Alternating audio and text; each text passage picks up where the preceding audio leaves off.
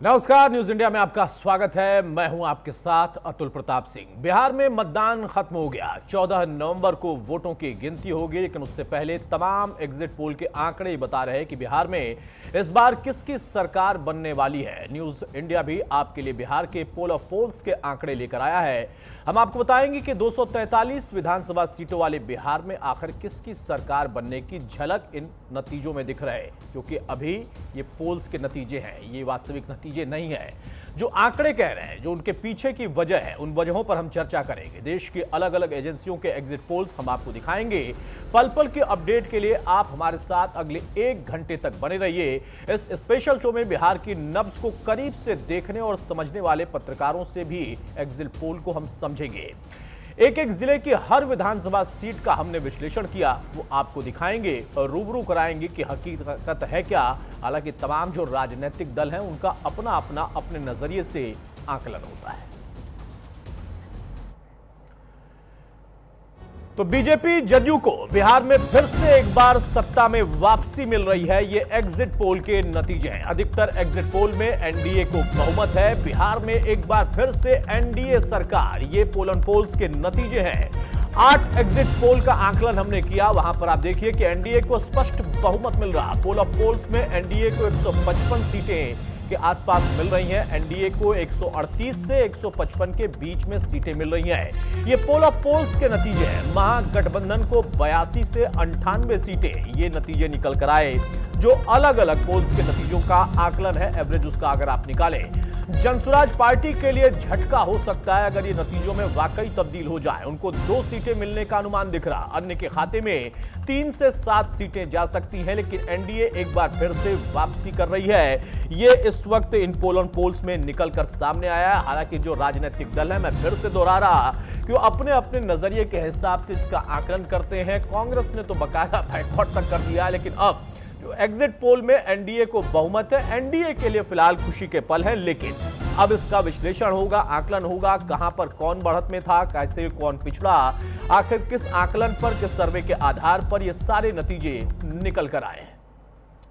अब आपको दिखाते हैं पोल ऑफ पोल्स में। आप शुरुआत आप देखिए, एनडीए की अगर हम बात करें तो 138 से 155 ये इस वक्त दिखा रहा है आपको। जो नतीजों के तौर पर पोल ऑफ पोल्स में निकल कर आया, एनडीए के लिए 138 से 155 सीटें हैं। इसके साथ ही महागठबंधन की अगर बात करें तो 82 से 98 सीटें उनको जाती दिख रही हैं। अदर्स की बात करें तो 3 से 10 इस वक्त उनके लिए सीटें इन पोल ऑफ पोल्स में निकल कर आई हैं। लेकिन एनडीए जो कि बहुमत से कहीं ज्यादा का आंकड़ा अपने दम पर छूता हुआ दिखाई दे रहा, और इन दोनों के बीच में ही सीधी टक्कर थी। एनडीए बनाम महागठबंधन था, दोनों की तरफ से दावे थे। अब इन दावों में कौन कितना मुफीद कर रहा बैठ रहा है, किसके दावे कितने ज्यादा सटीक होंगे, इसका आकलन लगातार हो रहा था, आगे भी होता रहेगा जब तक 14 तारीख तक वो नतीजे सीधे निकल कर नहीं आते हैं। लेकिन एनडीए इन पोल पोल्स में अगर आप सीधे देखें तो उस बहुमत के आंकड़े से कहीं ज्यादा अपने आप को मजबूत करता हुआ दिखाई दे रहा है। महागठबंधन की बात करें तो 100 का आंकड़ा भी छूता हुआ फिलहाल वो नहीं दिख रहा है। अब अलग अलग पोल पोल्स में हम आपको दिखाएंगे कि किसने किसको कितनी सीटें दी हैं। अधिकतर एग्जिट पोल में एनडीए को ही बहुमत है। ज्यादातर में एनडीए को 138 से 155 या फिर कहें कि 122 से ऊपर के ही नतीजे दिखाए जा रहे हैं। लेकिन अभी अगर पोल पोल्स में हम सारे नतीजों को देखें तो वहां पर महागठबंधन वो आंकड़ा नहीं छू रहा जो कि बहुमत का आंकड़ा या उसके करीब जा सकता है। अन्य की बात करें तो चाहे जनसुराज हो या बाकी अन्य हो, उनके खाते में भी बहुत कम सीटें जा रही हैं। अब बिहार विधानसभा चुनाव 2025 के पोल ऑफ पोल्स के नतीजों को आपके सामने रखें। भास्कर से हम शुरुआत करते हैं। देखिए, यहां 145 से 168 सीटें, और उसके साथ साथ महागठबंधन की अगर बात करें तो भास्कर के जो यहां पर नतीजे हैं वो 73 से 91, और अन्य के खाते में 5 से 10 जाते हुए दिख रहे हैं। चाणक्य स्टडीज की बात करें तो 130 से 138 चाणक्य ने दिया है। 100 से 108 का आंकड़ा महागठबंधन छूता हुआ दिख रहा है। अन्य की बात करें तो 3 से 5 इसके खाते में चाणक्य के मुताबिक जाते हुए दिख रहे हैं। पोल स्टेट की बात करें तो 133 से 148 है। 87 से 102 महागठबंधन के लिए, और एनडीए के लिए 133 से 148, 3 से 5 सीटें जो अदर्स हैं, अन्य हैं, उनके खाते में जाता हुआ दिख रहा है। मैट्रिक्स आईएनएस की बात करें तो 147 से 167 सीटें एनडीए के खाते में जाती हुई दिखाई दे रही हैं। 70 से 90 महागठबंधन को दिया है मैट्रिक्स आईएनएस ने, और 5 सीटें हम कह सकते हैं कि 0 से 5 सीटें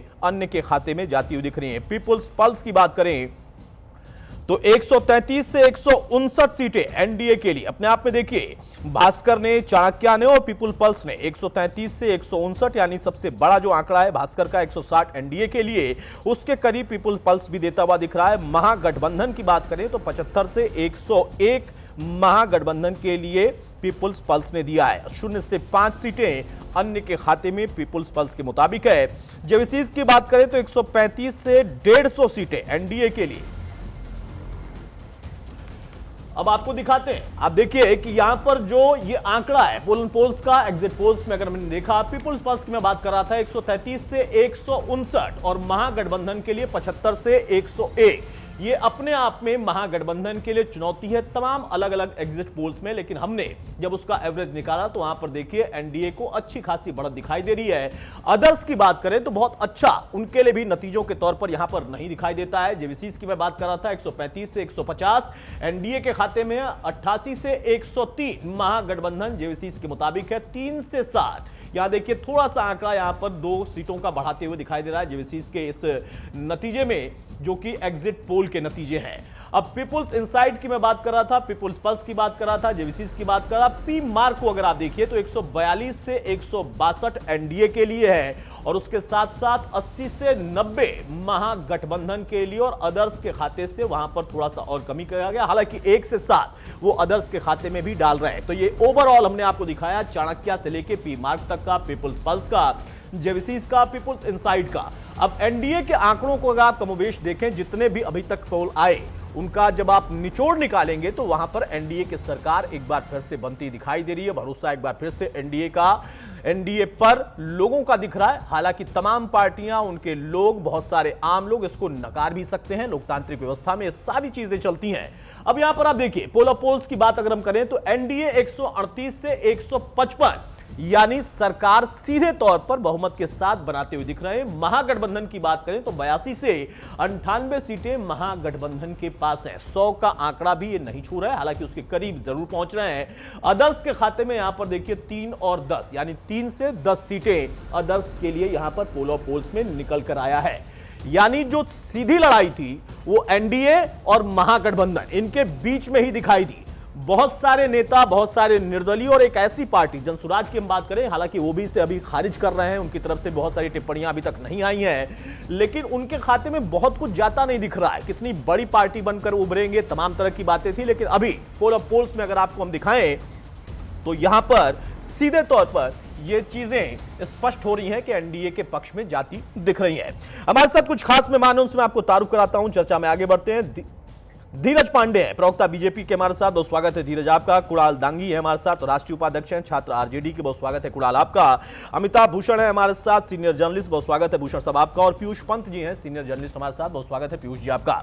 सबसे पहले पीयूष जी मैं आपसे शुरुआत कर रहा हूं। एनडीए के लिए एक बार फिर से पोल ऑफ पोल्स में हम देखें तो नतीजे जाते हुए दिख रहे हैं। हालांकि मैं फिर से कहूंगा, स्पष्ट करूंगा, बार बार दोहरा रहा हूं कि ये पोल ऑफ पोल्स है, जो एग्जिट पोल आए उनके आधार पर इसका हमने एक निचोड़ निकाला है। इस पर किसी को आपत्ति हो सकती है, कोई इसका खंडन कर सकता है, लेकिन एक जो ओवरऑल मैसेज होता है सर्वे के आधार पर, वहां पर एनडीए पर भरोसा लोगों का फिर से दिखाई दे रहा है।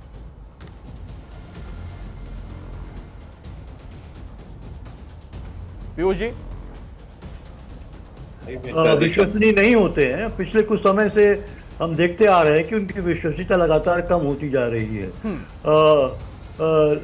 लेकिन फिर भी जो ये दिखाया जा रहा है, इससे लगता है कि वो उसको बढ़त है, और उसका एक कारण जो नजर आता है। हालांकि देखिए, ये भारतीय जनता पार्टी ने भी ये बात कही थी कि फायदे नहीं, जो उन्होंने कही थी कि उनके इंटरनल जो सर्वे है उसमें 160 सीटों के उन्होंने अनुमान लगाया था जी कि ये ऐसा आ रहा है। लेकिन ये शुरू से ही था कि एक कांटे की टक्कर होने जा रही दोनों अलायंसेस के बीच में, दोनों गठबंधन के बीच में, और 5 ये है कि 10-12 सीट का जो है अंतर हो सकता है दोनों के बीच में, और एनडीए की एक बढ़त दिखाई दे रही थी।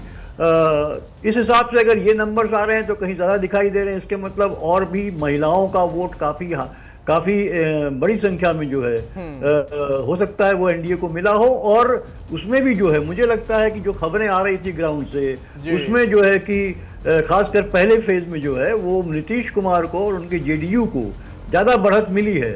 और जो भारतीय जनता पार्टी पहले नीतीश कुमार को न तो चेहरा उन्होंने डिक्लेयर किया मुख्यमंत्री का और उतना भाव नहीं दे रही थी, बाद में पहले फेज के बाद उनको भी लगा और उन्होंने जो है नीतीश कुमार को भाव देना शुरू किया। या तो मुझे लगता है कि जो ये और लोगों ने की जो बातें आ रही थी उससे यही लग रहा था कि हर कोई एक तो 10,000 ही जो मिला है, 10,000 लास्ट में महिलाओं के खाते में गया है, वो तमाम चीजें हैं। और ओवरऑल नीतीश को लेके कोई एंटी इनकम्बेंसी नहीं थी। लोग कह रहे थे उन्होंने काम किया है और हम सेटिस्फाइड हैं, लेकिन कहीं ना कहीं युवा जो है कि उद्वेलित थे और कहीं ना कहीं बदलाव की वो उनकी आकांक्षा थी और वो इस बात को कह भी रहे थे। और एक डिसाइसिव वोट तो होना ही था इस बार, लेकिन बीच में इलेक्शन कमीशन भी है, उसकी क्या भूमिका रही है, एसआईआर की क्या भूमिका रही है, और दूसरा उसके बाद जिस तरह के वहां पे घटनाएं हुई हैं, तमाम जगह वीवीपैट की जो है कि पर्चियां बाहर पड़ी मिली हैं, जो है कि सीसीटीवी की लाइट गायब हो गई है, तमाम चीजें इसका आकलन करना होगा आगे चल के। तो मुझे लगता है, लेकिन अभी जो दिखा रहे हैं जो एग्जिट पोल्स, उसमें निश्चित रूप से एक एनडीए को बढ़त मिली हुई है। इसको फिलहाल हमें स्वीकार करना होगा, इस पे तमाम सवाल हम उठा सकते हैं और उठाए जा सकते हैं, लेकिन अभी की स्थिति यही दिख रही है। लेकिन अभी असली जो है बात जो 14 तारीख को ही पता लगेगा कि स्थिति क्या बन रही है। लेकिन दूसरे फेज में काफी कुछ जो है एक ये दिख रहा था कि एक महागठबंधन के पक्ष में कहीं न कहीं वातावरण बना हुआ है। बहरहाल ये ठीक है, वही पता लगेगा कि क्या क्या। बिल्कुल, मैं बार बार फिर से इसको दोहरा रहा हूं और ये अपने आप में बहुत महत्वपूर्ण बात है। 14 तारीख को जब तक वाकई नतीजे नहीं आ जाते हैं, उसकी एक स्पष्ट झलक नहीं दी जाती है, तब तक इस पर किसी को आपत्ति करने का भी अधिकार हो सकता है। अपने अपने हिसाब से इसका एनालिसिस भी होगा, विश्लेषण भी होगा, लेकिन एक मोटा मोटा ये आकलन है। आपने कहा कि शायद इस पर भरोसा हो ना हो, कमतर होता चला गया हो, और हो सकता है कि बिल्कुल सटीक हो। कई बार नतीजे जब तो एग्जिट पोल के आए तो बिल्कुल आसपास भी थे, इसके उदाहरण भी हैं, और कई बार बिल्कुल विपरीत भी हुआ है। बाकी मेहमान भी हमारे साथ है, लेकिन उस बीच में मेरे सहयोगी नीलकमल पटना से मेरे साथ जुड़ गए हैं। नीलकमल, एग्जिट पोल के जो नतीजे हैं, अब वहां पर जमीन पर क्या दिखाई दे रहा है? क्योंकि एक तरफ दावे की अगर हम बात करें तो वहां पर गठबंधन हो, महागठबंधन के साथ एनडीए, सभी गठबंधन, और बाकी अपने में जो निर्दलीय कैंडिडेट लड़ता है वो भी दावा करता है कि मेरी जीत एक तरफा है, बहुत प्रचंड से बहुमत से हम जीत रहे हैं। लेकिन ये जो एग्जिट पोल के नतीजे हैं, क्या ये वहां पर इस वक्त चर्चा में है? इसका मोटा मोटा एक आकलन था, क्योंकि जो दावों के बीच में एक एग्जैक्ट फिगर की बात होती है, पीयूष जी कह रहे थे कि एनडीए की तरफ से वो कमोबेश वही फिगर बताया जा रहा था जो कि तमाम एग्जिट पोल दिखा रहा है, पोल एंड पोल्स में हम भी दिखा रहे हैं। बिल्कुल, देखिए यहाँ पर जितनी भी घोषणाएं की गई, अगर एग्जिट पोल की बात करें, और जैसा कि पीयूष जी जो सीनियर है हम लोगों से, और जो कह रहे थे वो कि चुनाव आयोग का क्या यहाँ पर रोल रहा है, इस तरह से 10-10 हजार रुपए दिए गए, तो ये सभी पार्टियां करती हैं, जिनकी भी सत्ता होती है वो सभी करते हैं। 10,000 रुपए जो है वो सेल्फ हेल्प ग्रुप को दिया गया है उनके स्वरोजगार को बढ़ाने के लिए। उसके बाद यह भी अनाउंस किया गया है कि 2 लाख रुपए और दिए जाएंगे अगर वो अपने बिजनेस को बढ़ाती हैं। और दूसरी बात पोल ऑफ पोल्स की, और जो एग्जिट पोल आ रहे हैं, इसमें यह भी है कि एक एग्जिट पोल तो यह भी दिखा रहा है कि 180 से 209 सीटें तक आ सकती हैं। तो आप किसको सही मानेंगे? लेकिन अगर आप देखें, ओवरऑल देखें, तो क्रेडिबिलिटी की बात होती है। नीतीश कुमार को लेकर के महागठबंधन की ओर से लगातार यह कहा जा रहा था कि एनडीए उसे, बीजेपी उन्हें मुख्यमंत्री नहीं बनाएगी। यानी जो क्रिटिसाइज करना चाहिए था मुख्यमंत्री के 20 साल के जो शासनकाल रहा है उसे क्रिटिसाइज करना चाहिए था, तो महागठबंधन इसमें फंस गई कि मुख्यमंत्री फिर से नीतीश कुमार को नहीं बनाएंगे।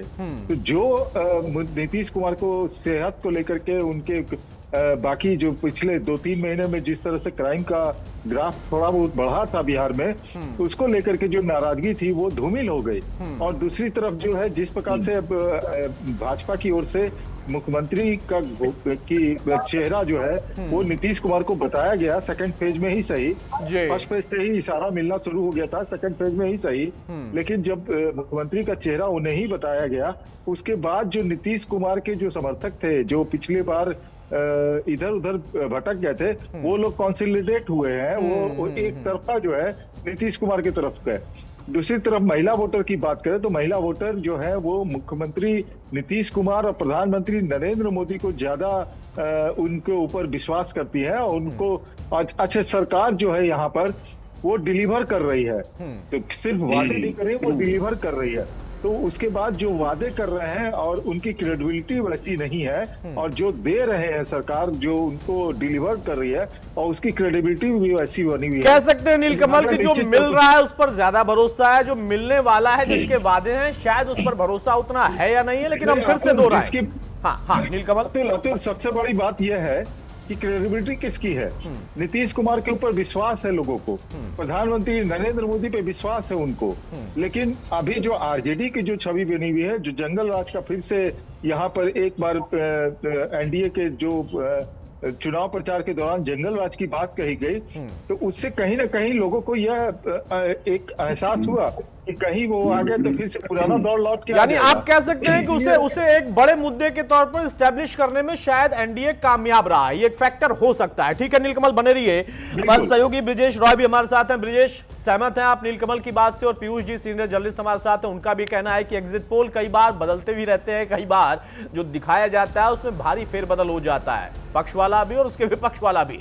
लेकिन मोटा मोटा आकलन अगर हम करें, आप लोग भी तमाम जगहों पर गए, जमीनी रिपोर्टिंग आप लोगों ने की, लोगों को समझा, मुद्दों को टटोला, उस बीच में ये जो फिगर दिख रहा है, क्या ये वाकई एनडीए पर प्रचंड बहुमत वाला जो फिगर आ रहा है वो भरोसे वाला है, या फिर एक मुद्दा एस्टेब्लिश करने में महागठबंधन कामयाब नहीं हो पाया, अपने भरोसे उनको जो कह रहा था कि हम ये आएंगे तो कर देंगे उस पर वो नहीं ला पाया, उसकी झलक है इसमें? अतुल, आपको बताना चाहूंगा कि जो एग्जिट पोल के आंकड़े और जो गणित सामने आ रहा है उसको देखते हुए प्रथम दृष्टया तो ये कहा जा सकता है कि एनडीए फुल फ्लेजेड मेजोरिटी में आने जा रही है, और जो महागठबंधन है वो पिछड़ती हुई दिखाई पड़ रही है। और सबसे बड़ी बात है, अगर महागठबंधन की हम बात करें तो महागठबंधन में सबसे ज्यादा लूजर एक बार फिर से कांग्रेस पिछड़ती हुई दिखाई पड़ रही है। दूसरी बात है कि यूथ वोटर्स को लेकर के जो तेजस्वी यादव का जो आकलन था और आरजेडी का जो आकलन था उसमें भी कहीं से सेंधमारी होती हुई दिखाई पड़ रही है।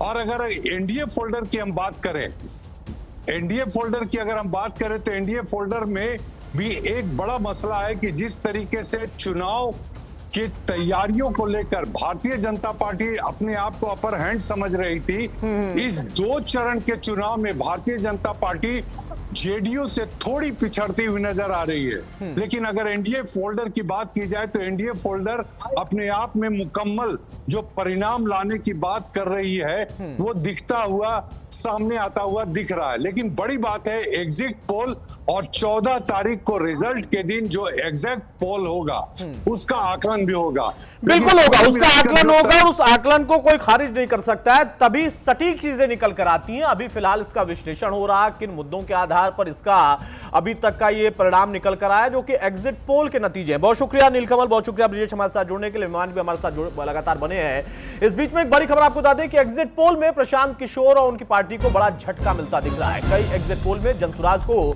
एक भी सीट यानी खाता खुलता भी नहीं दिख रहा है, पीके का खाता ना खुलने का भी यहां पर एक कह सकते हैं कि स्पष्ट संकेत दिखाई दे रहा है। तो एग्जिट पोल में जनसुराज के लिए फिलहाल कोई ऐसी खबर नहीं है जो कि उनके लिए उत्साहित करने वाली हो, हालांकि वो भी इसे खारिज कर सकते हैं। लेकिन एग्जिट पोल में जो प्रशांत किशोर का एक बड़ा दावा था कि वो किंग मेकर की भूमिका में या फिर एक ऐसी भूमिका में जरूर आ सकते हैं जिसको कोई खारिज नहीं कर सकता, वो होता नहीं दिख रहा है। कुणाल दांगी, बहुत जल्दी से आपसे जानना चाहूंगा इस एग्जिट पोल और कहें कि पोल एंड पोल्स पर आपकी क्या टिप्पणी है, क्योंकि जो लड़ाई है कम से कम उसमें तो स्पष्ट दिख रहा है कि ये 2 ही थे गठबंधन, एनडीए था और महागठबंधन, इनके बीच की लड़ाई थी, कोई तीसरा नहीं था। बताना चाहूंगा कि ये अभी जो आया है वो एग्जिट पोल है, और एग्जिट पोल कितने सैंपल लिए गए, इनका सैंपल साइज क्या था और क्या डाइवर्सिटी थी, इस पे कोई चर्चा नहीं हो रही है। जब तक डाइवर्सिटी और सैंपल साइज की बात नहीं होगी तब तक इस पे विश्वास करने की कोई बात ही नहीं समझ में आती है। पहले भी जैसा हमारे एक्सपर्ट जो जिन्हें आपने बुलाया था, एक्सपर्ट ने भी इस बात को रेखांकित किया है कि पहले भी लगातार एग्जिट पोल में जो रिजल्ट दिखाए गए थे वो रिजल्ट फाइनल डिजिट में नहीं आया। जब फाइनल रिजल्ट आया तो बिल्कुल विपरीत था। और यहाँ भी यही आपको देखने को मिलेगा 14 तारीख को। 14 तारीख को आप देखिएगा हमारी सरकार आरजेडी के नेतृत्व में महागठबंधन सरकार बनाएगी और आपका जो एग्जिट पोल जो दिख रहा है 3-4 आप दिखा रहे हैं, ये सारे में आप एग्जिट पोल कहां से लिए गए हैं, कितने सैंपल, उसकी चर्चा कहीं नहीं किया गया है। अगर आप देखेंगे जमीन पे तो ये हमारे पक्ष में है। जनता निश्चित रूप से इस बार जनता में यूथ, महिलाएं, ये सारे लोग नौकरी के ऊपर वोट दिया है, दवाई, कमाई, रोजगार के ऊपर वोट दिया है और हमारे नेता तेजस्वी यादव के सपोर्ट में सारे यूथ आ गए थे। आप जमीन पे देखेंगे तो आपको साफ पता चलेगा। ठीक बात है, नहीं बिल्कुल सही बात है कि जमीन पर आपको ज्यादा, आपकी पार्टी को ज्यादा पता होगा। आप लोगों ने जमीनी तौर पर मेहनत की है। हर पार्टी के नेता, उनके जो रणनीतिकार होते हैं वो मेहनत करते हैं, तो आप जमीन की रिपोर्ट जरूर दे रहे हो। और आपने अच्छी बात कही कि सैंपल साइज क्या था, डाइवर्सिटी क्या थी, अगर इसका जिक्र बहुत ज्यादा डिटेल में ना हो तो आप उस पर भरोसा क्यों करें, ये आपका अधिकार है, लोकतांत्रिक अधिकार है। एक जल्दी से धीरज पांडे आपकी टिप्पणी, उसके बाद मैं बड़ी खबर की तरफ जाऊंगा और उसके बाद अमिताभ जी आपके पास भी आऊंगा। यहां पर सवाल यह धीरज पांडे कि शायद इस एग्जिट पोल और पोलन पोल्स में आपको वो आंकड़ा मिल रहा है जो कि आप लोग पहले से कह रहे थे। आपके तमाम जो शीर्ष नेता हैं वो कमोवेश यही आंकड़ा बता रहे थे।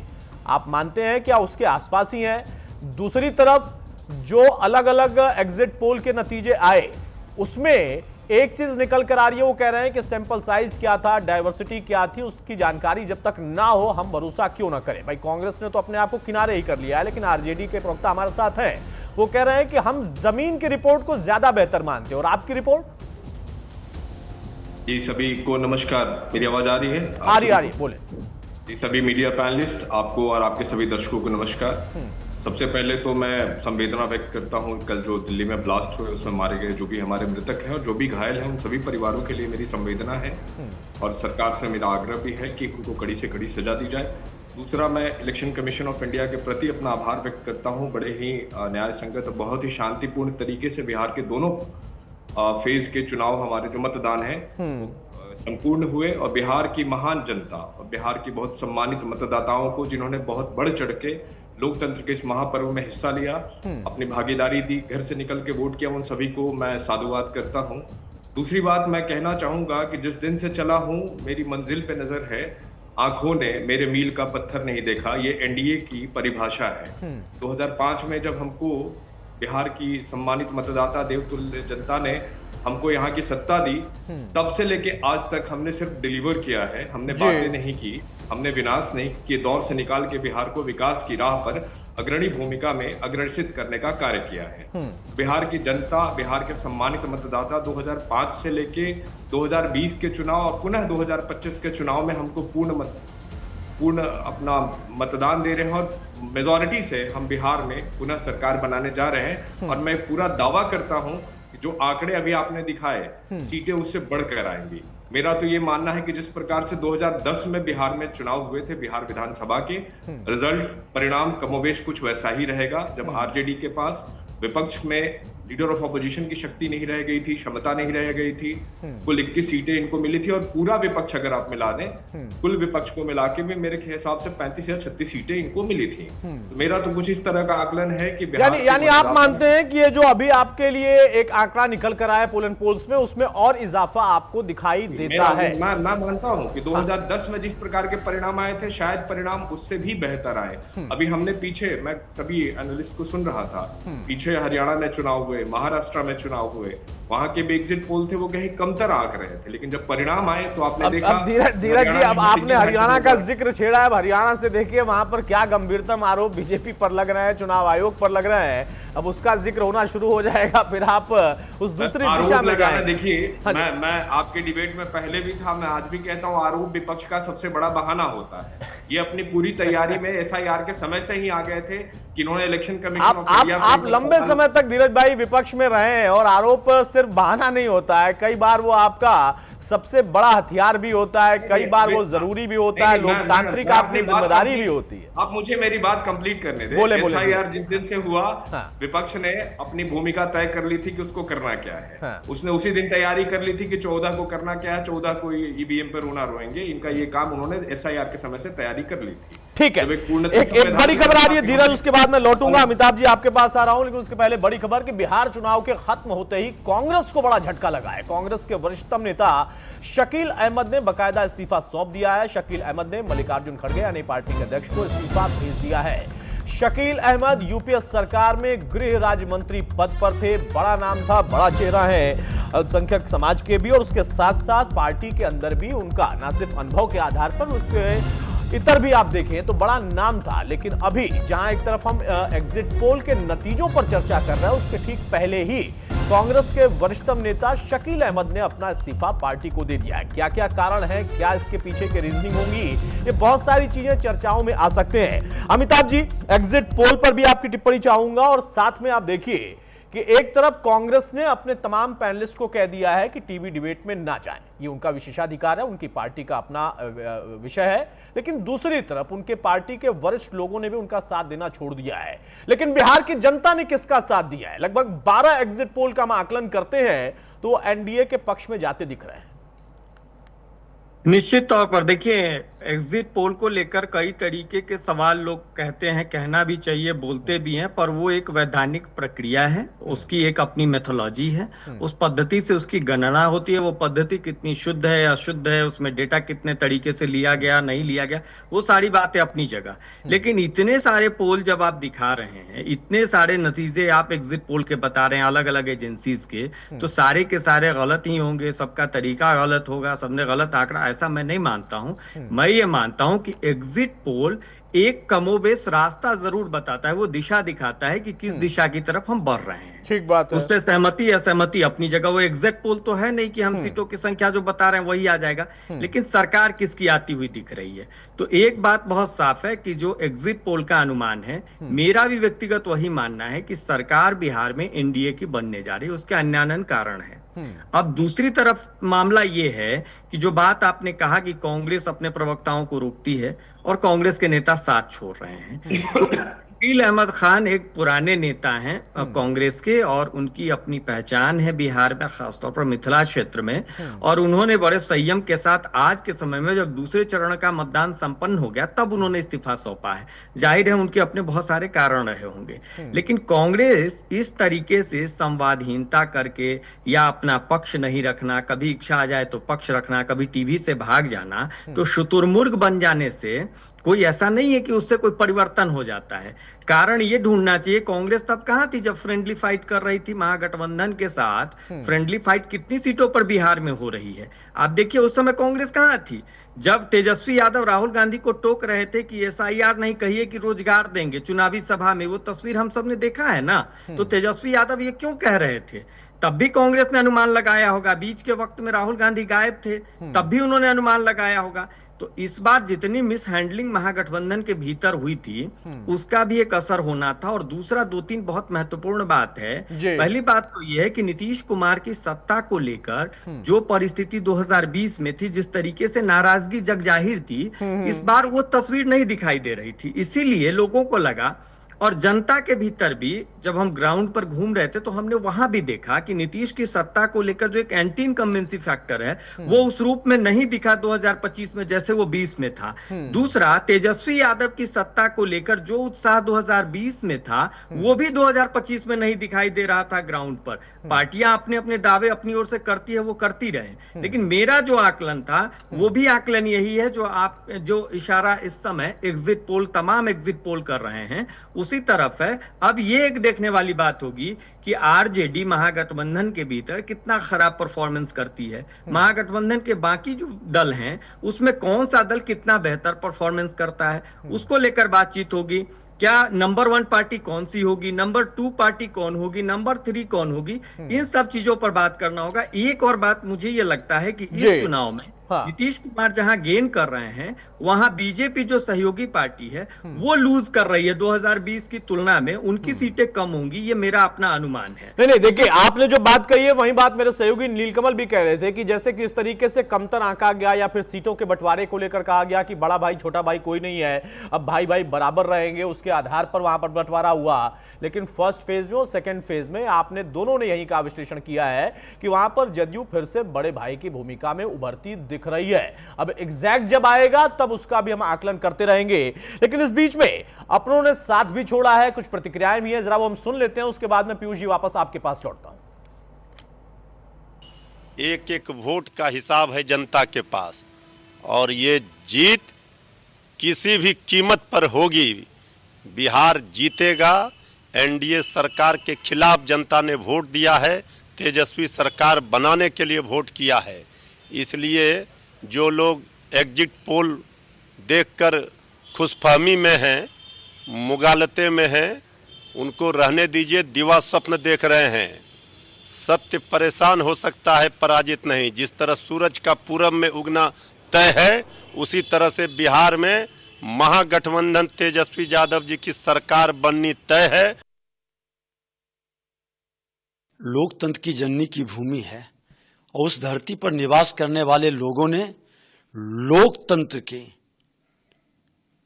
बेहतर परिणाम की अगुवाई देश को संदेश दिया है। 2020 में जहां 57% पोल हुआ था, फर्स्ट चरण में लगभग 65% और अभी लगभग 67% से ऊपर का पोल। ये बताता है उत्साह कि परिवारवाद, वंशवाद, जाति के जहर के लहर ढाने वाले को नकारा है। बहरहाल तो दावे देखिए दोनों तरफ से किए जा रहे हैं और इन दावों का उनका अधिकार है, मैं फिर से इस बात को दोहरा रहा हूं। लेकिन पीयूष पंत जी, अब जब आकलन इस बात का हो रहा और इसको लेकर हम चर्चा में आगे बढ़ते हैं, आपने भी कहा कि जब एग्जैक्ट पोल आता है, एग्जैक्ट नतीजे आते हैं, एग्जैक्ट तस्वीर साफ होती है, तब ज्यादा आप उसका सही विश्लेषण कर पाते हैं। लेकिन इनके बीच में महागठबंधन के साथ में आरजेडी का जाना और आरजेडी के हिसाब से चीजें शुरुआती दौर से होकर आखिरी दौर तक ना हो पाना, क्या यह विश्लेषण का आधार बन सकता है? साइज सैंपल को लेकर, डाइवर्सिटी को लेकर भी सवाल यहां पर पूछ रहे थे दांगी साहब। उनका भी कहना है कि भाई जब नहीं पता तो मैं उस पर कैसे टिप्पणी कर दूं, लेकिन हमारा जमीन का जो आकलन है वो ज्यादा मजबूत है। और उसके साथ साथ धीरज पांडे साहब कह रहे हैं कि हमने तो पहले से ही कमोबेश यही एक फिगर दिया था, मैं उम्मीद कर रहा हूं कि यह और भी बढ़ेगा। यह किस आधार पर कह रहे हैं? देखिए, वो अपने जो इसमें कोई दो राय नहीं है कि भारतीय जनता पार्टी ने एनडीए में खासकर भारतीय जनता पार्टी ने अपनी पूरी जो है कि ताकत झोंकी हुई थी और उनके तमाम राज्यों के मुख्यमंत्री और तमाम पार्टी के कार्यकर्ता और पार्टी के अधिकारी सब लोग वहां पे जुटे हुए थे और उन्होंने बहुत पहले से ग्राउंड की रियलिटी देख रहे थे और उन्होंने फायर फाइटिंग वाला काम भी किया। हालांकि खबरें ये भी आ रही थी कि खुद जो आपस में जो है काफी खींचतान है उनके घटक दलों के बीच में और भारतीय जनता पार्टी के बीच में, खासकर जेडीयू को लेके। लेकिन ये कॉन्फिडेंस वही पैदा हो रहा है कि अगर एग्जिट पोल ये दिखा रहे हैं तो निश्चित रूप से ये इनको ये एक कॉन्फिडेंस देता है कि हम क्योंकि हम जो वहाँ पे जिस तरह से काम कर रहे थे और जिस तरह से हमने मॉनिटर किया है चीज़ों को और जो देख रहे थे ग्राउंड रियलिटी, हो सकता है उनकी नज़र में वो ज़्यादा कहीं हो और आगे क्या होता है। देखिए, मुझे याद आता है कि हरियाणा का एग्जिट पोल जो है, हरियाणा के एग्जिट पोल में लगातार बम्पर जो है कि वो मेजोरिटी दे रहे थे कांग्रेस को, तमाम एग्जिट पोल जो है, लेकिन उसका उलट हुआ। लेकिन वहां पे स्थिति ये थी कि वहां पे जो सत्ता में बैठी पार्टी थी तो उसके हिसाब से उसने काम जो भी किया होगा। लेकिन यहाँ तो जो है कि जो सत्ता में बैठी पार्टी उसको पहले ही बढ़त दिखाई जा रही है, तो क्या वो बात फिट होगी कि नहीं। लेकिन मैं सिर्फ ये बता रहा हूँ कि हरियाणा में भी यही हुआ था कि कांग्रेस के लिए काफी जो है कि एक काफी बड़ी जीत जो है वो दिखाई थी। तमाम जो एग्जिट पोल थे उन्होंने तो ये संभावना बनी रहती है, एरर्स की संभावना है। क्या सैंपल साइज है, इसीलिए कहा जाता है कि किस तरह के लोगों को किस बात को। अभी ये भी नहीं दिखाया गया इसमें कि शायद दिखाया गया, लेकिन मैंने देखा नहीं है कि क्या कितना परसेंटेज वोट किस किस गठबंधन को पड़ा है, किस किस पार्टी को पड़ा है। तो वो तमाम चीजें हैं जो आकलन करने में मदद करती हैं। नहीं, लेकिन पीयूष जी, इसके साथ ही चूंकि आपने भी हरियाणा का जिक्र किया और आपने कहा कि देखिए कांग्रेस को वहां पर बढ़त थी एग्जिट पोल में, और तब कांग्रेस उसको मान रही थी और अभी भी कह रही है कि हम उस एग्जिट पोल को मानते हैं, लेकिन वहां उसके साथ साथ नए क्लॉज भी उन्होंने जोड़ दिया कि क्या क्या हुआ, जिसका जिक्र मैं धीरज से कर भी रहा था। वो भी कह रहे थे कि ये विपक्ष में होने के साथ ही बहाना बढ़िया मिल जाता है। तो जब आप वहां के एग्जिट पोल को मानेंगे तो इसको नहीं मानेंगे, और यहां आपने बायकॉट कर दिया। ये सवाल है लोगों के जहन में, लेकिन मैं फिर से कहता हूं कि हम सब यहां पर चर्चा करने के लिए बैठे हैं। इसमें कितना बड़ा बदलाव आ जाएगा, किसके पक्ष में चला जाएगा, ये मैं अभी भी नहीं कह सकता। ये एक आकलन है, जिसने जिस आधार पर, जिस सैंपल साइज पर, जिस डाइवर्सिटी में जाकर अपना अध्ययन किया, अपना सर्वे किया, उसके निचोड़ में ये आंकड़े निकल कर आए हैं। दांगी साहब, भाई महागठबंधन ये कहा जा रहा है कि अच्छी फाइट में था, अच्छा अकेले अपने दम पर चलते तो ज्यादा बेहतर स्थिति में हो सकता था, लेकिन महागठबंधन के बीच की जो लड़ाई थी वहां पर दिक्कत आ गई। कभी सैनी साहब नाराज हो गए, कभी दिल्ली में कोई इलाज करा रहा है, बहुत सारी चीजें। एनडीए में भी था, ऐसा नहीं है कि वहां पर दिक्कतें नहीं थी। आप कहेंगे कि वहां पर दिक्कतों का आपने जिक्र नहीं किया, मैं उनकी दिक्कतों का भी जिक्र कर रहा हूं। लेकिन अगर ये जो आंकड़ा इस एग्जिट पोल में आया, इसमें कुछ अप एंड डाउन आप कर भी रहे, आप लोगों का खुद का मोटा मोटा आकलन क्या था कि हाँ किस फिगर के पास आप लोग जा रहे हैं?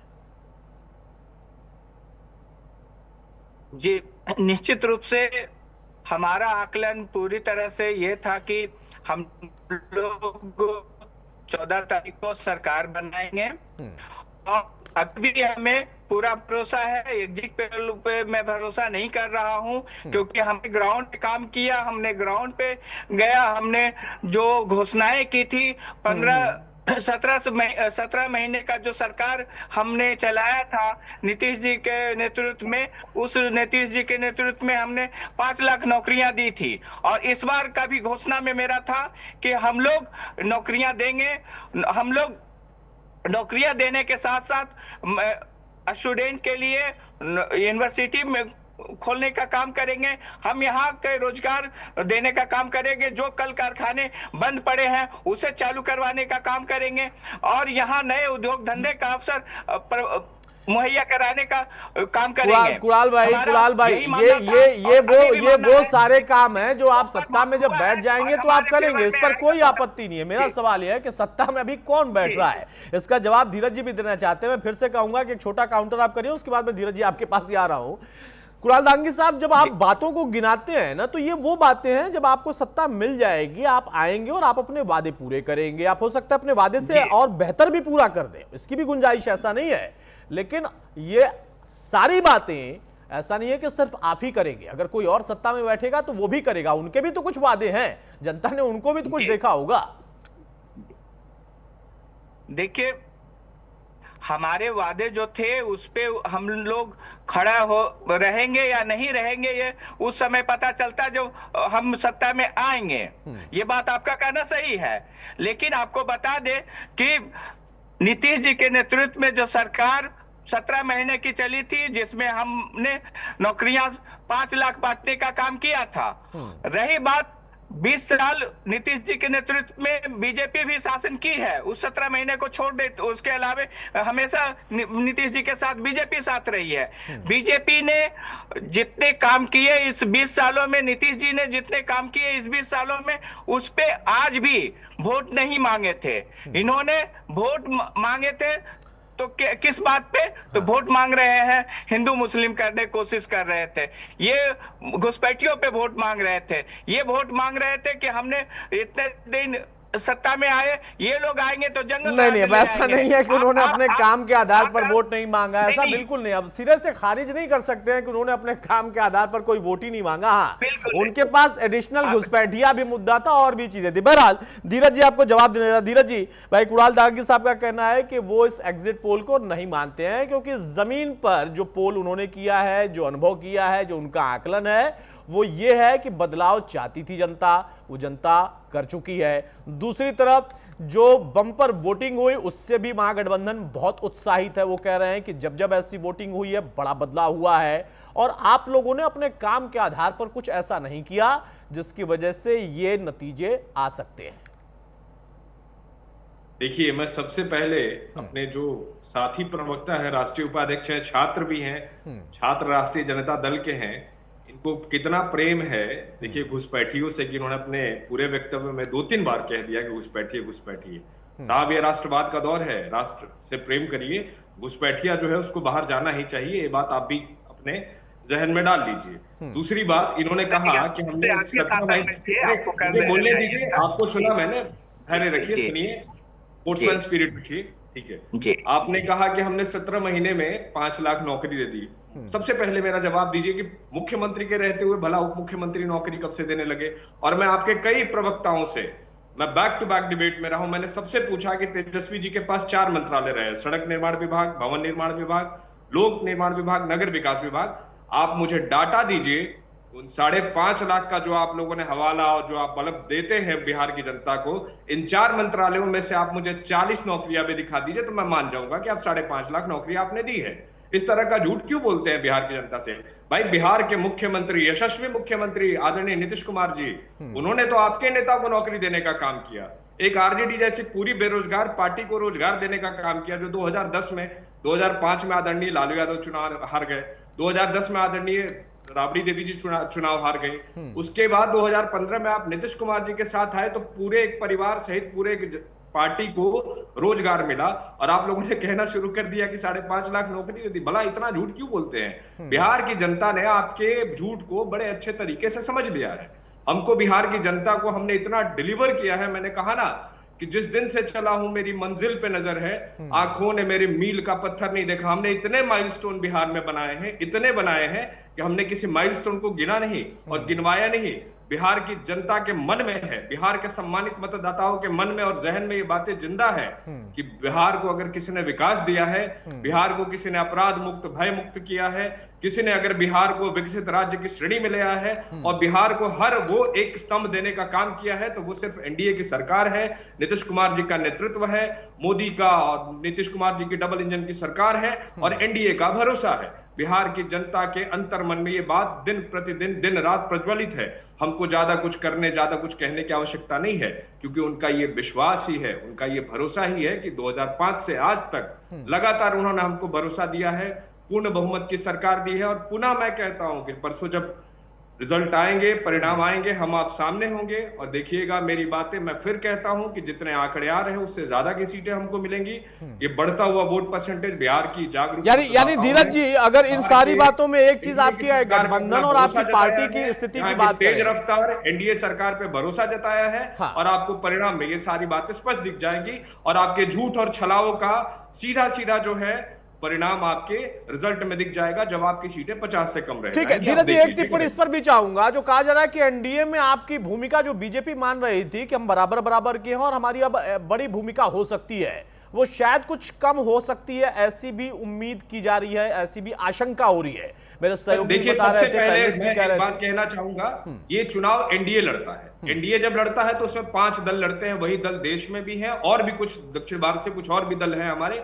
जब बिहार में लड़ता है तो एनडीए लड़ता है। बिहार में एनडीए से हमारे नेता, हमारे यशस्वी मुख्यमंत्री आदरणीय नीतीश कुमार जी हैं। ठीक उसी प्रकार से एनडीए से हमारे देश में नेता, देश के यशस्वी प्रधानमंत्री आदरणीय श्री नरेंद्र मोदी जी हैं। तो सबसे पहले ये चुनाव जो है एनडीए लड़ती है, 5 दलों का गठबंधन लड़ता है। बड़ा जोरदार, बड़ा असरदार मुट्ठी है हमारा।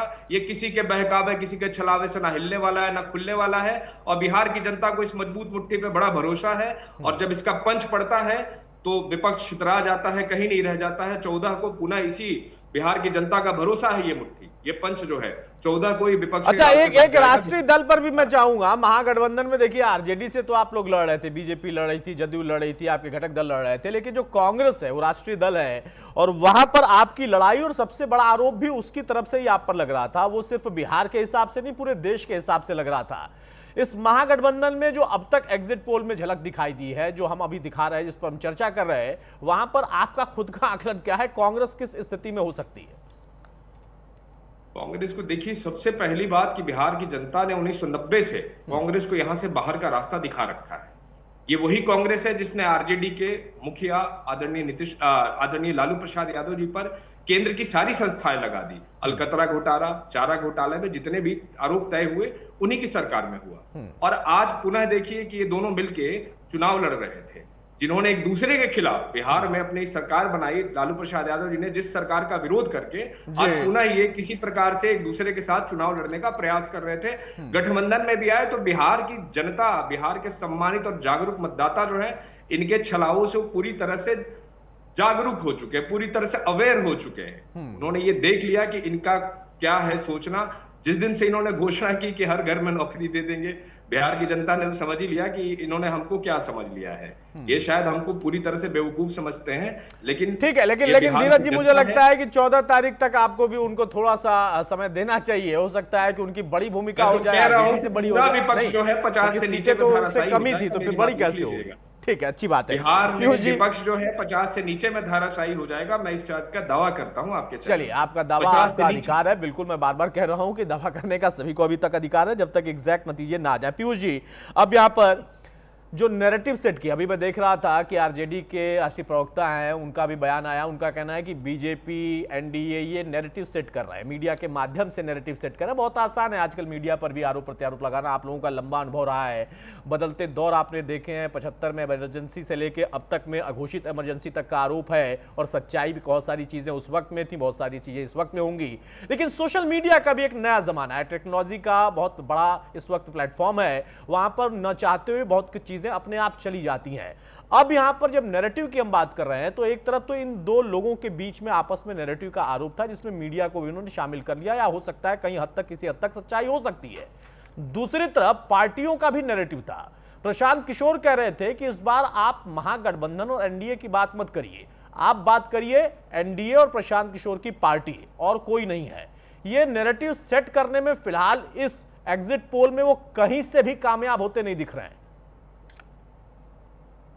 देखिए, प्रशांत किशोर तो अटर फेलियर रहे हैं, लेकिन मैं मानता हूं कि वो सक्सेसफुल रहे हैं, क्योंकि उनका मकसद था गठबंधन के, महागठबंधन के वोटों को काटना, और कहीं ना कहीं उनके ऊपर एक वरद हस्त था भारतीय जनता पार्टी का, और तो वो उसमें सक्सेसफुल हुए। जो ये सब चीजें जो दिख रहा है सामने, खैर मुझे ये मानना है कि ये तो अभी एग्जिट पोल है, लेकिन जो एक्चुअल पोल आएगा, एग्जिट पोल आएगा, उसमें कितनी सीटें आती हैं और किस कॉन्स्टिट्यूंसी में कितने वोट किसके पड़ते हैं और किसके कटते हैं, और क्या मार्जिन रहता है, तब ये असली भूमिका ये है नजर आएगी कि प्रशांत किशोर की। लेकिन प्रशांत किशोर ने जो एक, कह लीजिए कि बहुत बड़ा एक उभार, या एक ये हवा जिसको बोला जाता है, खड़ा कर दिया था, और वो सीधे सबको जो है नीतीश कुमार के खिलाफ जो है उन्होंने बहुत बड़ी बातें कही। उन्होंने जो है कि उप मुख्यमंत्री जो है उनके, जो है चौधरी, उनके खिलाफ बहुत बड़े आरोप लगाए। तो क्या जनता ने उसको एक्सेप्ट नहीं किया? क्या वो करप्शन, गंभीर आरोप थे उसको तो, लेकिन एक ये इस तरह से खड़ी हुई थी वो 2 साल उन्होंने मेहनत करी, तो टाई फिश कैसे हो गए? मतलब उनका एक उभार बहुत तगड़ा हुआ था, और जैसे मीडिया के, हर मीडिया में उनके इंटरव्यू चल रहे थे अभी हाल के दिनों में, लग रहा था कि प्रशांत किशोर वाकई एक बहुत बड़ी चुनौती देंगे। और उन्होंने खुद भी कहा था कि या तो मैं 150 या फिर 10 के नीचे। तो 10 के नीचे भी है तो 1-2 सीट भी मुश्किल से लगनी, मुझे नहीं लगता कि एक आध सीट भी संभवतः, एक आध सीट पे वो ये खबर आ रही थी कि वो फाइट दे रहे हैं तगड़ी, वो निकल जाए तो निकल जाए, लेकिन बाकी कुछ खास वो करते हुए नहीं दिखाई दे रहे हैं। लेकिन अब ये देखना होगा कि किसके कितने वोट उन्होंने काटे हैं, किस तरह से किसको नुकसान पहुंचाया है, ये पता लगेगा 14 तारीख को, तभी उसका सच्चा आकलन हो सकता है। लेकिन अगर आपकी बात से मैं इस बात को थोड़ा सा आगे बढ़ाऊं, पीयूष जी, आप कह रहे हैं कि प्रत्यक्ष तौर पर वो असफल भी दिख रहे हैं, लेकिन अप्रत्यक्ष तौर पर जो उनका काम था उन्होंने किया भी है। जी हाँ, देखिए, अगर आप ये मानिए कितनी सीटों के हिसाब से देखिए और उनके दावों के हिसाब से देखिए, तो वो साफ इनमें एग्जिट पोल में असफल दिखाई दे रहे हैं। लेकिन अगर 14 तारीख को पता लगेगा, जो मैं कह रहा हूं कि उन्होंने क्या काम, वो काम जिसके लिए उनको कहा गया था वो कर दिया या नहीं कर दिया, ये पता लगेगा कि उन्होंने, क्योंकि अगर वो सीट नहीं निकाल रहे हैं, इसके मतलब उनको ज्यादा वोट उस तरह से मिले नहीं है ताकि वो सबसे आगे बढ़ जाएं। जहां त्रिकोणीय मुकाबले में बहुत मुश्किल होता है इस तरह से, जो है कि, और जबकि तीनों ही कैंडिडेट मजबूत हों, तो उसमें यह है कि आप कितना अधिक वोट आपको मिल जाता है कि आप बाकी 2 को पिछाड़ देते हैं। तो उतना तो उनको नहीं मिला है, ये साफ है इससे, जिसका वो दावा कर रहे थे। लेकिन किसका उन्होंने ज्यादा वोट काटा है, ये अब 14 तारीख को ही जब परिणाम आएंगे तब उसका एक विश्लेषण होकर असली तस्वीर सामने आएगी। इसीलिए मैं कह रहा हूं कि वो तस्वीर में सामने आएगी कितने वो सफल हो गए हैं। वो सफल हुए हैं क्योंकि एक इंटेंशन जो था उसका, और ये सब लोग जान रहे थे किस तरह से जो है उनको किस तरह से इस्तेमाल किया जा रहा है, वो किस तरह से एक नैरेटिव गढ़ा जा रहा है पूरा का पूरा, और किसको टारगेट किया जा रहा है। तो अब लेकिन 14 तारीख को पता लगेगा कि क्योंकि बिल्कुल सही बात है। ये आकलन थोड़ा सा विस्तृत तौर पर तभी हो पाएगा कि अगर उनकी असफलता भी है तो उसके पीछे के कारण क्या थे, और उस असफलता में भी उनको शायद कितनी सफलता मिली है या कोई हिडन एजेंडा था। और ये भी देखिए उनके बहुत भीड़ जमा हो रही थी युवाओं की। और मैं आपको बताऊं तो दिल्ली से जो यहाँ पे बिहार के युवा जा रहे थे, खासकर अपर कास्ट के जो है वो जो यहाँ काम करते हैं, वो यही कह रहे थे कि इस बार तो जनसुराज को देना है वोट। कमोबेश अरविंद केजरीवाल आम आदमी पार्टी, उनसे तुलना की जा रही थी कि शायद कुछ वैसा हो जाएगा, कुछ वैसी झलक दिख रही है, दिल्ली वाले नतीजे हो जाएंगे, पंजाब वाले नतीजे हो जाएंगे, या इतनी बड़ी भूमिका उनकी हो जाएगी। लेकिन वो भूमिका वाकई कितनी बड़ी हो पाएगी, इसलिए थोड़ा सा हमें इंतजार करना चाहिए। कुणाल भाई, फाइनल कमेंट ही आपका चाहूंगा। अब नतीजों की बात है, आप भी कहेंगे कि हमें थोड़ा इंतजार करना चाहिए, मैं उसके लिए बिल्कुल तैयार हूं। लेकिन अब अगर ये एग्जैक्ट में तब्दील होता है या इसमें भारी फेरबदल होता है, तो वहां पर क्या आपको लगता है कि कौन सी बड़ी चीजें होंगी जो आपके पक्ष में या आपके खिलाफ जाएंगी? पहला प्रश्न। दूसरा यह है कि अगर यही एग्जिट पोल जो हम अभी दिखा रहे हैं, जिस पर चर्चा कर रहे हैं, ये आसपास में भी रह जाता है, या जैसा दावा कर रहे हैं धीरज जी कि ये और बढ़ेगा एनडीए के पक्ष में, तो वहां पर फिर आप लोगों की तरफ से तर्क क्या होंगे, या फिर क्या अभी से तैयारी होगी कि उसका आधार क्या गिनाएं आप? देखिए अतुल जी, हमारी बात यही है कि हम लोगों ने बढ़िया चुनाव लड़ा, हम लोगों ने अपने मुद्दे पे चुनाव लड़ा, और जो हमारा मुद्दा था, नौकरी का हमारा मुद्दा था, रोजगार का हमारा मुद्दा था, पढ़ाई का हमारा मुद्दा था, इलाज का, और पलायन रोकने का भी, इन सारे मुद्दों पे हमने अपने जनता के बीच गए। युवाओं ने हमें समर्थन दिया, अपना प्यार दिया, माताओं ने, बहनों ने, सबका सहयोग मिला है हमें, और हम पूर्ण बहुमत के साथ 14 तारीख को बहुमत में आएंगे। बहुमत के साथ ये जो एग्जिट पोल दिखाए जा रहे हैं, एग्जिट पोल ये हरियाणा की तरह इस बार भी फेल होंगे, और हमारा पूर्ण बहुमत के साथ सरकार माननीय तेजस्वी जी के नेतृत्व में सरकार बनाएगी महागठबंधन। लेकिन कुणाल भाई, हरियाणा की तरह एग्जिट पोल फेल होंगे तो सरकार तो उनकी बन जाएगी, फिर उसके लिए क्या तैयारी है? पीयूष जी मान बैठे हैं कि सरकार हमारी बनेगी, ये हमारी बनेगी। नहीं, कुणाल जी बोल रहे हैं आरजेडी के, ये बात सरकार हमारी बनेगी। हाँ। एग्जिट पोल की मैं बात बोल रहा हूं कि एग्जिट पोल जिस तरह से वहां गलत साबित हुए थे, यहां भी गलत साबित होंगे। हमारा आकलन जमीनी जो मतदान है, जमीनी कार्यकर्ता है, वहां से लिया गया है, और हम निश्चित रूप से सरकार बनाएंगे। बताइए भाई धीरज जी, उनको भरोसा है कि एग्जिट पोल गलत साबित होगा, हरियाणा में जो हुआ उसका वो अध्ययन करके उसका एक तुलनात्मक वो बात भी रख रहे हैं, लेकिन सरकार कह रहे हैं उनकी बनेगी। मैं बोलना चाहूं, इन्होंने जो मुद्दे जुड़ाए, इन्होंने कि पलायन को रोकना, नौकरी देना, शिक्षा देना, अगर इनके मुखिया ने ये सब काम कर लिया होता तो इनको इतना संघर्ष नहीं करना पड़ता आपके चैनल पे। 90 के दशक में पलायन हो, अशिक्षा हो, बेरोजगारी हो, तमाम चीजें हो, ये किसकी सरकार की देन है? इन्हीं की सरकार की देन है, और उसको मुद्दा बना के चुनाव लड़ने आए थे। मैं कह ही रहा हूं कि बिहार की जनता ने स्पष्ट तरीके से समझ लिया है कथनी और करनी में क्या क्या करनी में। Piyush ji let me complete, आप बोलिएगा। कुणाल जी है, कुणाल जी, हाँ कुणाल पीयूष जी के लिए, पीयूष जी के लिए मैं एक शायरी समर्पित बोल रहा हूँ, मेरे लिए नहीं, इतना ही सच बोल, मेरे लिए मत बोलिए आप, मेरे लिए मत बोलिए। मैं पीयूष जी को बस एक शायरी डेडिकेट कर रहा हूं। भैया वो आरजेडी के प्रवक्ता हैं, उनका नाम लीजिए, मैं तो पत्रकार। सॉरी जो भी हमारे थे, मैं उनके लिए एक शायरी समर्पित करना चाहूंगा। हाँ। कि इतना ही सच बोल कि तेरे होठों का तबस्सुम ना बुझे, रोशनी खत्म ना कर, आगे अंधेरा होगा। सही बातें बोलिए, सही कार्य करिए, जनता हमेशा आप पर भरोसा, अपना विश्वास देगी। एनडीए की सरकार ने ये चरितार्थ कर दिया है। बिहार की सम्मानित जनता का पूरा भरोसा, पूरा विश्वास एनडीए के ऊपर है। हाँ। पुनः एक बार बिहार की तेज रफ्तार को किया है अपना मताधिकार बिहार की जनता ने, और फिर हम 14 तारीख को पूर्ण बहुमत के साथ सरकार बनाएंगे। चलिए, आप दोनों को ही शुभकामनाएं 14 तारीख तक के लिए। आप लोग भी इंतजार करिए, पीयूष जी भी हमारे साथ रहेंगे। हम लोग चर्चा उस दिन करेंगे कि क्या आंकड़े एग्जैक्ट नतीजों में तब्दील होते हैं। बहुत शुक्रिया धीरज जी, बहुत शुक्रिया कुणाल भाई आपका, बहुत शुक्रिया पीयूष सर आपका भी। तो मौजूदा दौर में एक बार हम फिर से करें तो देखिए, दावों में कोई कमी नहीं है, लेकिन तब थोड़ा दिलचस्प हो जाता है जब कहते हैं कि फला राज्य में एग्जिट पोल जो आया था वो एग्जिट पोल तो सही था, लेकिन सरकार वहां जो बन गई वो चोरी से हुई थी। अभी से तर्क दिए जाने लगे हैं, लेकिन इस बार तर्क थोड़ा और बदला है। वो कह रहे हैं कि नहीं, महागठबंधन के लिए एग्जिट पोल के आंकड़े भी बदलेंगे और साथ में सरकार भी उनकी बनेगी।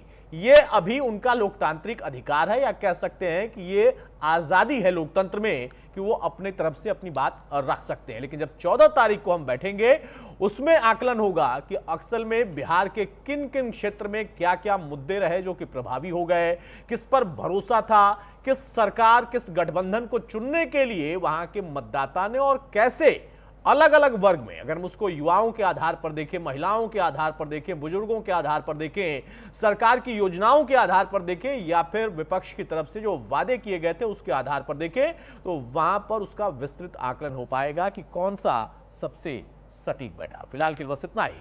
नमस्कार।